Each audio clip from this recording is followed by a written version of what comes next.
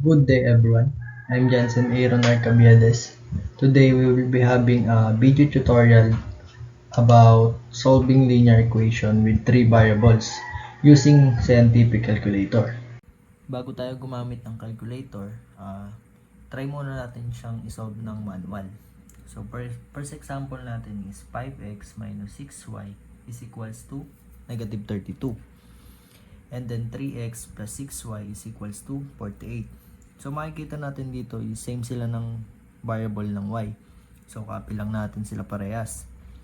So 5x minus 6y is equals to negative 32.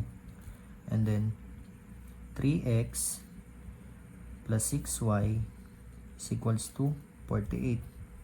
So add lang natin sila parehas. So 5x plus 3x is 8x. And negative 6y plus 6y is 0. So cancel natin sila parehas. And then negative 32 plus 48 is equals to 16. So para makuha natin yung value ng x, divide natin sila both side sa 8. So cancel na to. So 8 is equals to 2. So may value na tayo ng x. Now, hanapin naman natin yung value ng y. So pipili ka lang dito sa equation 1 and equation 2 kung ano yung gagamitin mo. So ang napili ko is equation 1. So copy lang natin siya. 5x minus 6y is equals to negative 32. So substitute naman natin yung nakuha natin na value ng x. So 5 is equals to a times 2 minus 6y is equals to negative 32. So now, 5 times 2 is 10 minus 6y is equals to negative 32. So divide natin ng negative 10 both side. So matitira dito is 6y is equals to negative 32 plus negative 10 is negative 42. So divide natin both side para makuha natin yung value ng y. 6. So 6 is cancel na to. So y is equals to 7. So para naman ma-check natin kung tama yung sagot natin, ganito lang din yung gagawin. So first equation natin is 5x minus 6y is equals to negative 32. So substitute lang natin yung mga nakuha natin value ng x and y. So 5 times 2 minus 6 times 7 is equals to negative 32. So 5 times 2 is 10 minus 6 times 7 is 42 is equals to negative 32. And then 10 minus 42 is negative 32 is equals to negative 32. So tama naman parehas yung nakuha natin. So testing naman natin sa isa. So sa second equation, 3x plus 6y is equals to 48. So substitute lang natin ulit yung mga value ng nakuha natin. So 3 times 2 plus 6 times 7 is equals to 48. So 3 times 2 is 6 plus 6 times 7 is 42 is equals to 48. So 6 plus 42 is 48 is equals to 48 pala. Is equals to 48. So tama naman. So now let's try in the calculator. So the model of the calculator we're using in this video is Casio FX 991ES Plus. So now, in order to solve the system of linear equations in two variables with the scientific calculator, we must follow the following step. So first step is push the on button, and then second step, push the mode button, and then third step, push the 5 button to choose 5QN, And then, ang fourth step ay to solve the system of linear equation in two variables, push 1. And then, take note that the system of linear equation are in the form of ax plus by equals c to make sure the inputted values are correct. So now, let's try the first example with two variables. So first equation natin is 5 minus 6 is equals to negative 32. And then second equation natin is 3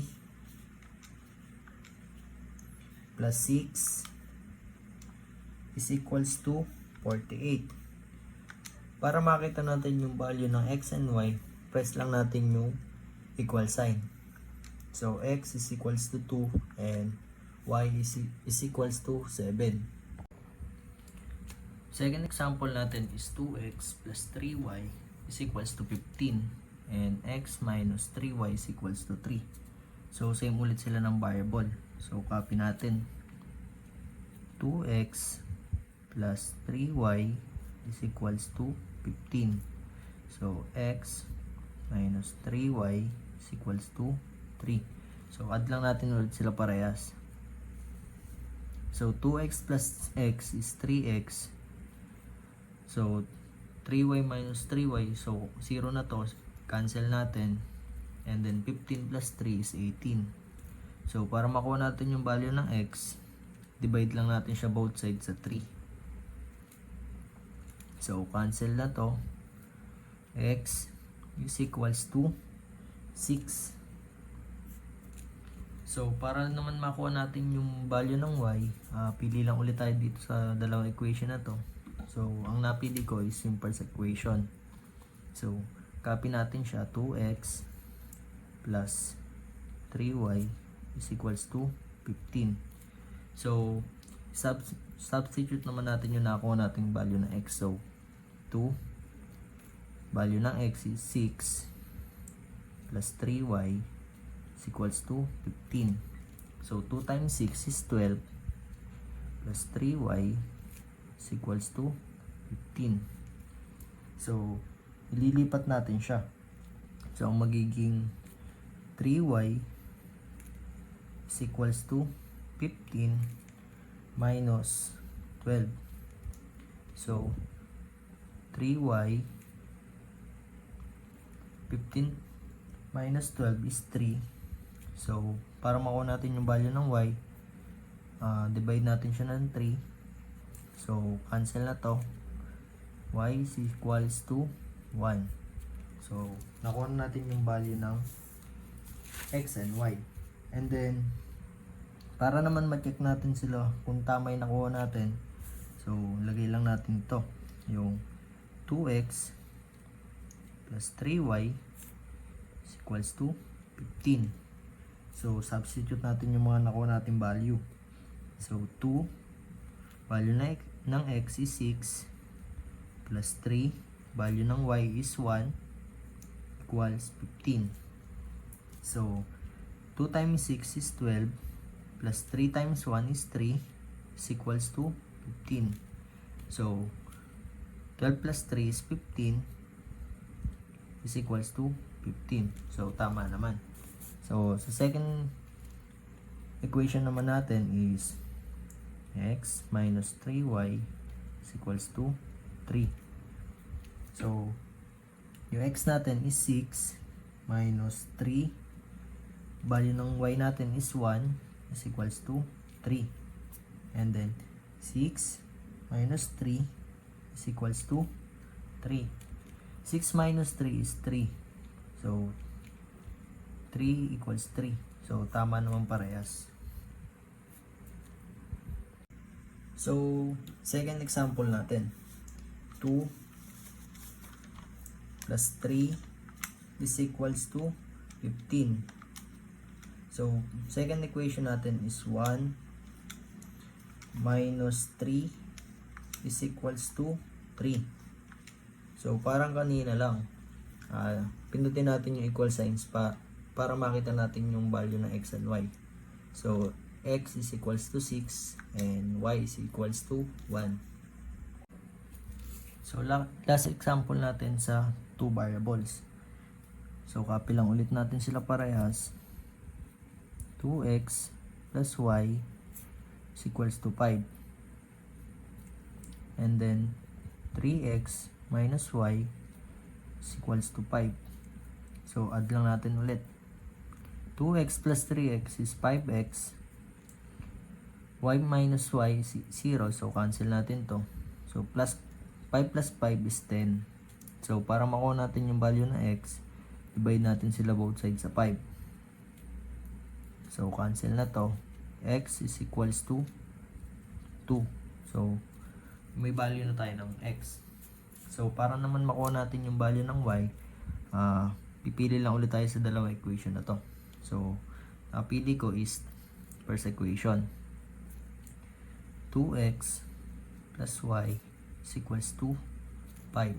So, substitute naman natin yung nakuha natin value kanina sa x. So, 2, value na x is 2 plus y is equals to 5. 2 times 2 is 4 plus y is equals to 5.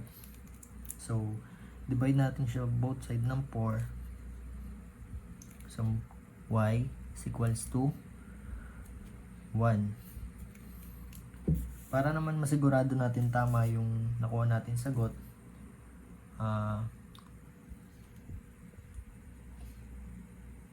check lang natin siya. So, 2x plus y is equals to 5. So, 2, value ng x is 2, plus y, yung value ng y natin is 1, is equals to 5. So, 2 times 2 is 4, plus 1 is equals to 5. So, 4 plus 1 is 5, is equals to 5. So, tama naman yung una.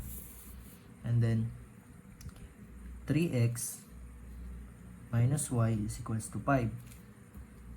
So, 3, value ng x is 2, minus y, value ng y is 1, is equals to 5. So, 3 times 2 is 6, minus 1, equals 5. So, 6 minus 1 is 5, is equals to 5. So, tama naman sila parehas. So, third example natin is ito. Yung first equation natin is 2 plus 1 is equals to 5. So, second equation natin is 3 minus 1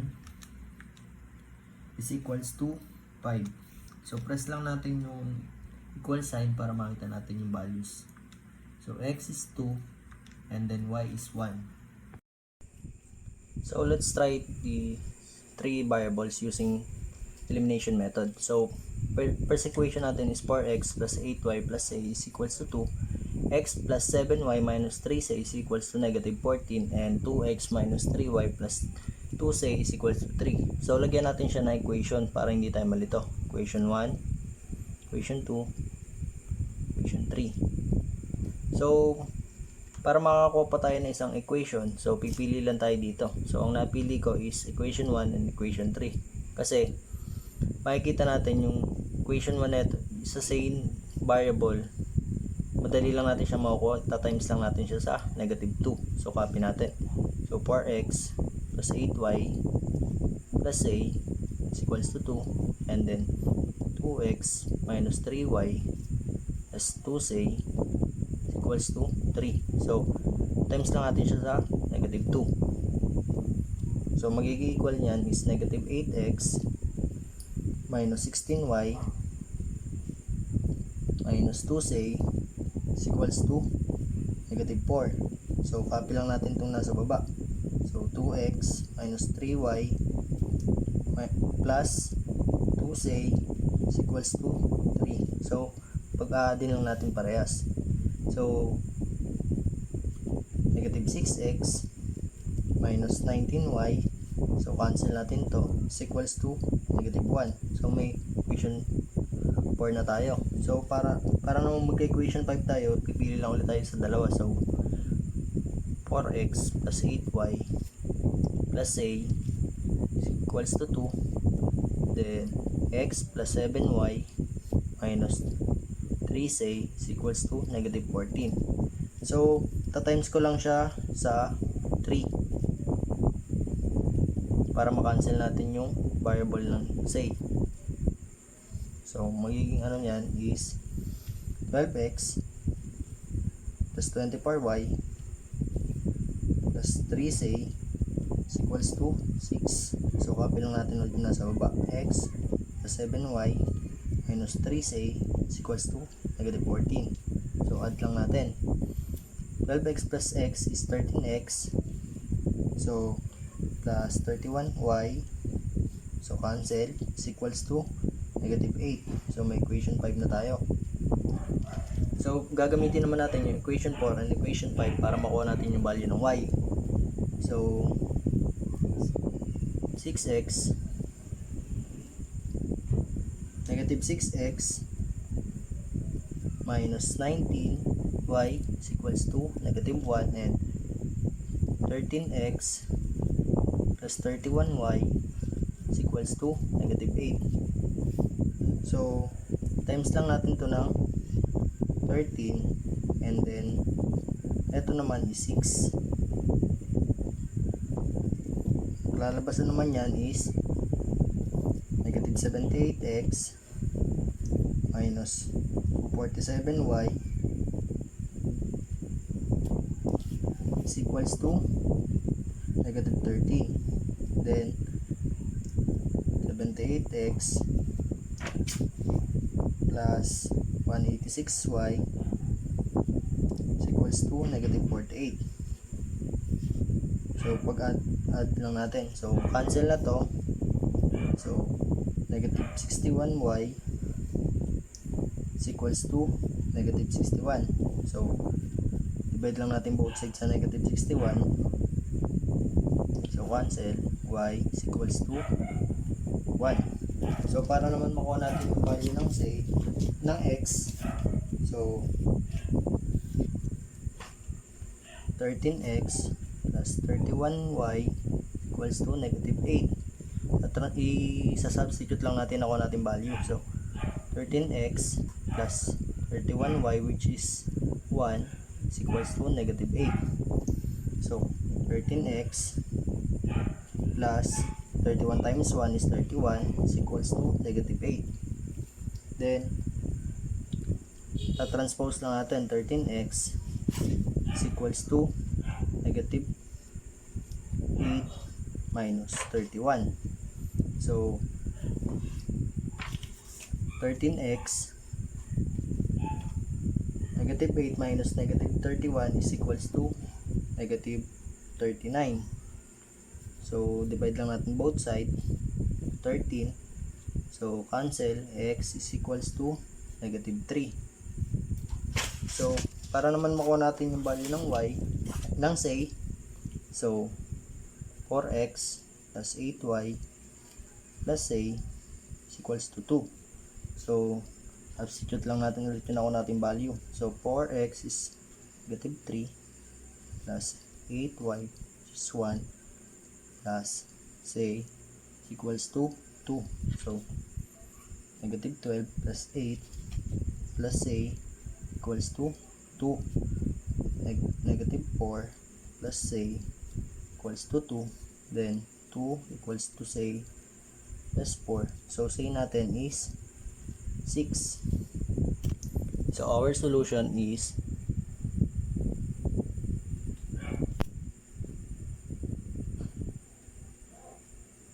so, x natin is negative 3, then yung y natin is 1, and then yung say natin is 6.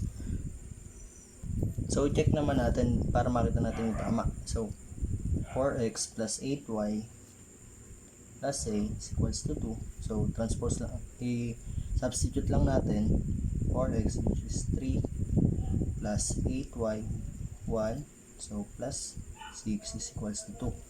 So, 2 is equals to 2. And then, x plus 7y plus 3 say is is equals to negative 14. So, negative 3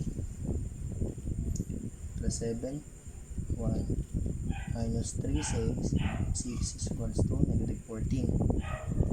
Then, negative 14 plus 2, negative 14. So, 2x minus 3y plus 2c is equals to 3. 2 and 3 minus 3 times 1 plus 2 times 6 is equals to 3. So, negative 6 minus 3 plus 12 is equals to 3. So, 3 is equals to 3. So, tama naman lahat. So, ngayon, gagamit naman tayo ng calculator. So, ang gagamitin nating calculator is Casio FX 991ES Plus. So, first step natin is on and then press mode button. So, piliin ulit natin yung 5 and then para naman sa 3 variables is press 2. So, try natin sa 3 variables. First equation natin is 4 plus 8 plus 1 is equals to 2. And then second equation natin is 1 plus 7 minus 3 is equals to negative 14. And then third equation natin is 2 minus 3 2 is equals to 3. So, press lang ulit natin yung equal sign para makita natin yung value ng x, y, and z. So, the value of x is 3, negative 3, value of y is 1, and z is 6. So, last example natin sa 3 variables using elimination method. So, lagyan ulit natin ng equation para hindi tayo malito.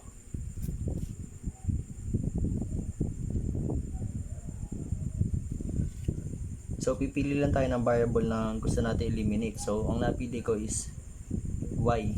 So, 3x minus 2y plus 4z equals to 35. And then, negative 4x plus y is equals to 5z negative 36. So, i-times lang natin siya sa negative 2. Ay, sa 2. Sorry. So, magiging equal niyan is 3x minus 2y plus 4z equals to 35. And then, negative 8x plus 2y minus 10z equals to negative 72. So, add lang natin. 3x plus negative 8x is 5x, negative 5x. So, cancel natin to. Then, 6a equals to negative 37. So, may equation 4 na tayo. So, hanap pa tayo ulit ng i-eliminate natin na variable. So, y na lang ulit. So, negative 4x plus y minus 5z equals to negative 36. And then, 5x minus 3y plus 3z equals to 31. So, times naman natin siya sa 3. So, negative 12x plus 3y minus 15z is equals to negative 108. Then, copy lang natin to.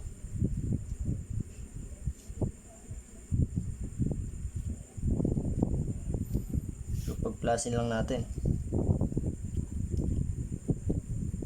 7x minus 12z equals to negative 77. Equation 5 naman. So, gagamitin natin equation 4 and equation 5. So, negative 5x minus 6a equals to negative 37 and negative 7x minus 12a equals to negative 77. So, times lang natin to sa 2. So, equal niyan negative 10x minus 12a equals to negative 74. Then, copy natin to 7x minus 12a equals to negative 77. So, pag plus nilang ulit natin, so magiging 3x. So, cancel is equals to 3. Negative 3. So, divide lang natin. Then, cancel. X natin is 1. Negative 1. So, para naman makuha natin yung value ng a, so, gagamitin natin yung equation number 4. So,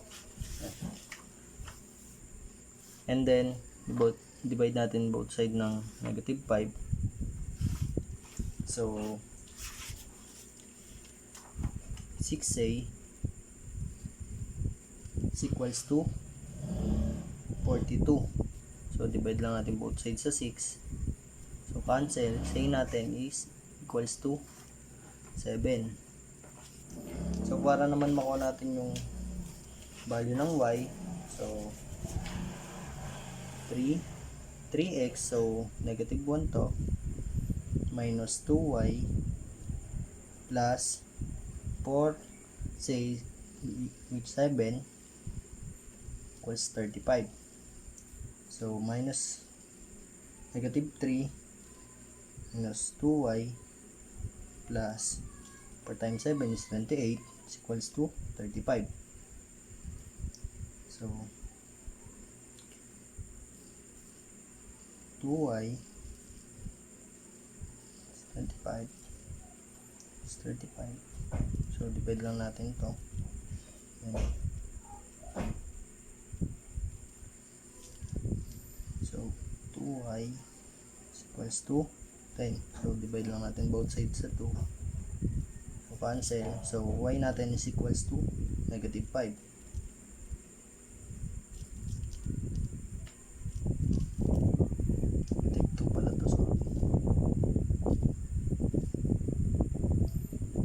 Solution natin is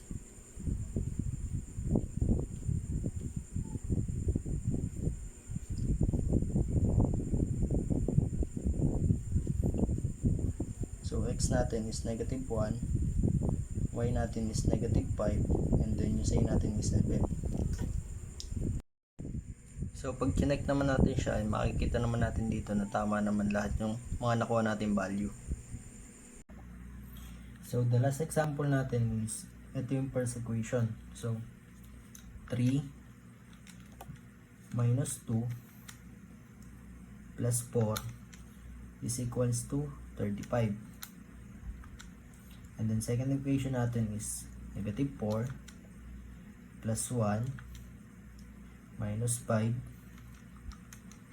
is equals to negative 36. So, third equation natin is 5 minus 3 plus 3 is equals to 31. So, press lang natin ulit yung equal sign para makita natin mga values nila. So, x is negative 1, y is negative 5, and then say is 7.